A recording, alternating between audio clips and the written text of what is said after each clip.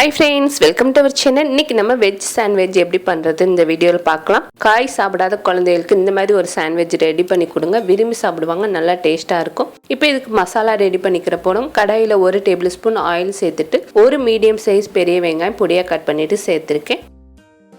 இது கூட பொடியா கட் பண்ண கேரட் 1 கப் அளவுக்கு சேர்த்துக்கலாம். சேர்த்ததுக்கு அப்புறமா ஃப்ரெஷ்ஷான பட்டாணி 1 கப் அளவுக்கு சேர்த்துக்கிறேன். நீங்க விருப்பப்பட்ட எந்த காய் வேணாலும் சேர்த்துக்கலாம். சேர்த்ததுக்கு அப்புறமா ஒரு பச்சை மிளகா பொடியாக கட் பண்ணிட்டு சேர்த்துருக்கேன். சேர்த்துட்டு லைட்டாக மிக்ஸ் பண்ணி விட்டுடலாம். நல்லா கலந்ததுக்கு அப்புறமா இது கூட 1/4 டீஸ்பூன் கரம் மசாலா தூள், 1/2 டீஸ்பூன் தனி மிளகாத்தூள் சேர்த்துருக்கேன். கொஞ்சமாக உப்பு சேர்த்துட்டு காய் எல்லாமே ஒரு 3/4 பதம் வேக வச்சுக்கிற போகிறோம். இப்போ இது மூடி போட்டு ஒரு 3/4 பதம் இந்த மாதிரி வேக வச்சு எடுத்துக்கோங்க. லைட்டாக மசிச்சிங்கன்னா மசிக்க வரணும், அந்த அளவுக்கு வேக வச்சு எடுத்திருக்கேன். இப்போ இது கூட இன்னும் கொஞ்சம் மசாலா சேர்த்துக்கலாம். 1/4 டீஸ்பூன் மிளகுத்தூள், 1/4 டீஸ்பூன் சாட் மசாலா சேர்த்துருக்கேன். புளிப்புக்காக நம்ம இன்றைக்கி சாட் மசாலா சேர்த்துருக்கோம். சாட் மசாலாவுக்கு பதிலாக லெமன் சாறு இல்லைனா ஒரு மீடியம் சைஸ் தக்காளி, இதில் 2ல் எது வேணாலும் சேர்த்துக்கலாம். சேர்த்ததுக்கு அப்புறமா ஒரு மீடியம் சைஸ் உருளைக்கிழங்கு வேக வச்சு மசிச்சுட்டு எடுத்திருக்கேன். இப்போ இது எல்லாமே நல்லா மிக்ஸ் பண்ணி விட்டுடலாம்.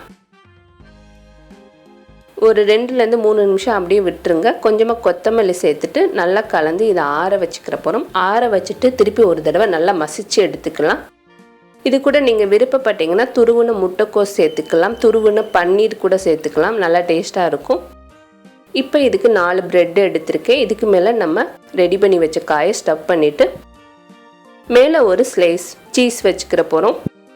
சீஸ் வச்சு க்ளோஸ் பண்ணி விட்டுருங்க.